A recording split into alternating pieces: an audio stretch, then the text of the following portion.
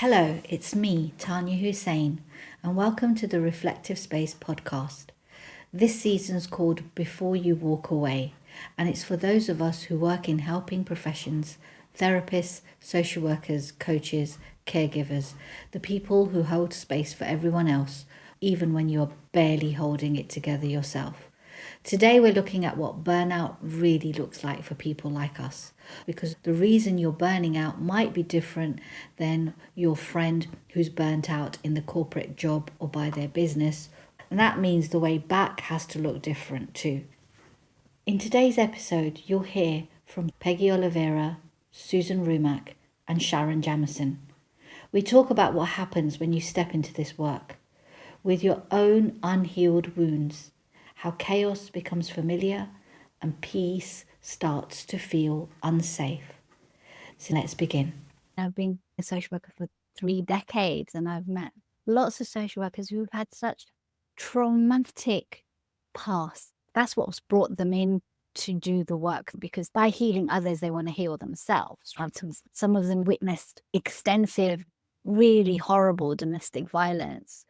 Some of them have been sexually abused, some of them emotionally abused. But yet, the work that social workers and healthcare professionals do sometimes numb you and me to our own pain. We go into this to help heal ourselves as well. And unfortunately, many of us haven't really taken the time to look at what are the ways that we've been wounded and really take the years that it takes to continue to intentionally work on healing those wounds. In order to show up every day for everybody else, we have to put our own stuff aside. We have to put it away in order to be able to be fully present and do the work that we do. While it allows us to show up in that way, still there. And so not only are we still not fully healed from our own stuff, but we're so easily affected by the stuff that we see and experience every day with our clients, no matter what that looks like. It doesn't have to be the same thing that we experience. It can be totally different. But the struggle, if the emotions are similar, if the fear is similar, then it reminds us on a very cellular level of our own wounding that still hasn't been able to fully heal. In my journey in working with therapists, I've discovered that they are so at risk of absorbing the secondhand stress of their clients, and it's so invisible. And it does statistically impact the length of their career and the quality of their life. I think that I started to sink and started having very suicidal thoughts. I think one of the things about our work, we have this, I call it secondhand trauma, that has a way of making you feel heavy and you wear it. And so since I didn't know how to metabolize or digest other people's pain, I just piled it up and I started thinking. And in the midst of all of this transition and trauma and all this insomnia, I stopped understanding where I stopped and where somebody else has started. I started violating my own boundaries, but I didn't know that. And because it was so incremental, it was so insidious that I did not understand that I was started to sink. And my sinking was just not something that started over a year. It was probably a 15-year process, lower and lower and lower. But because when I would sink, it would become my new norm, I didn't think about it. But when it got to the point where I could no longer function, where I was suicidal, when I couldn't take care of my son, when I started really feeling that life was too heavy, I was in trouble. I had enough awareness intellectually to know I needed help, but emotionally, I didn't know how to pull myself through that dark place. I knew I was stuck. I just didn't know how to unstick myself. Sometimes you hear stories that are so beyond your comprehension that just to hear the stories starts to invoke fear in your soul. For example, when I hear stories of people who being gang raped, I'm like, oh my God. And it's hard to remain objective in that sense when your sensibilities are assaulted. When you feel that human beings have gone beyond what it means to be human to each other and degrade each other and dehumanize each other, in such a way that you cannot get that thought out of your head. You're shocked, you're surprised. And or when you feel people who have gone through, who have been brutalized, you can't just intellectualize that away. You can't not act like, after you see something, you cannot unsee it. I am amazed at the human ability to deal with pain. But just think, they're only dealing with their pain. I have 30 people, and they're just piled up that I became an emotional dump. Now, they didn't mean to do that. I just didn't know how to digest it. That's what secondary trauma is. Client after client who comes in over the course of one day, it's like energy being thrown at a wall. Some of it's going to stick. So the mud sticks and more mud sticks and more mud sticks. And after a time, it's as if that therapist now has a mud wall around them. Their own healing energy can't get out to help this person, and other people's energy can't get in to help the therapist. So the therapist gets stuck inside themselves. It can be, there's a part of you that kind of gets so used to it. And then there's another part of you that, like you said, you start feeling it in your body. You get physical illnesses, you get irritable bowel syndrome, or you have high blood pressure, or you have heart problems, or you get diabetes. And this is something that I, as a coach, sometimes hear lots of coaches say, you need to get out of your comfort zone.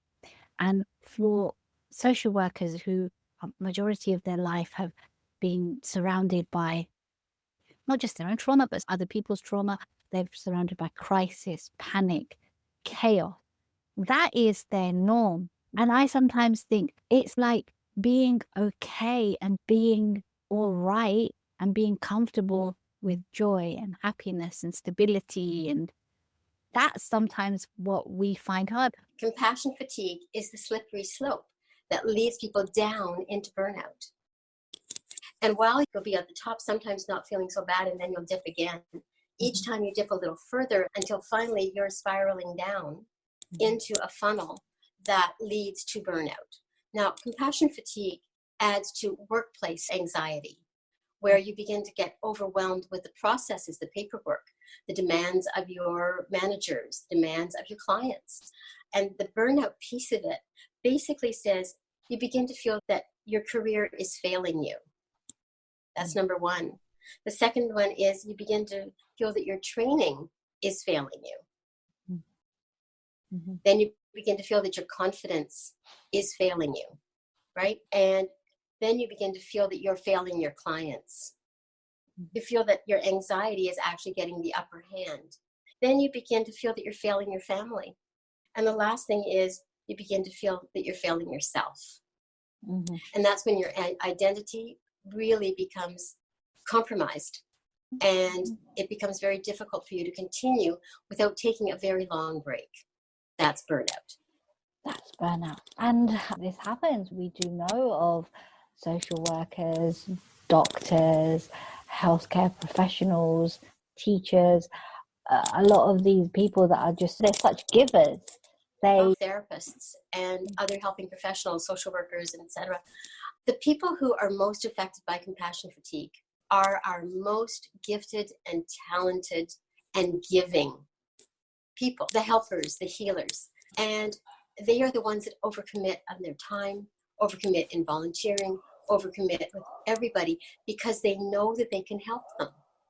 Those of us who are in the helping professions, somehow, even though we're not egotistical about the work that we do have a certain belief in ourselves that we are somehow above the same trauma that affects our clients. Somehow we've managed to protect ourselves from it.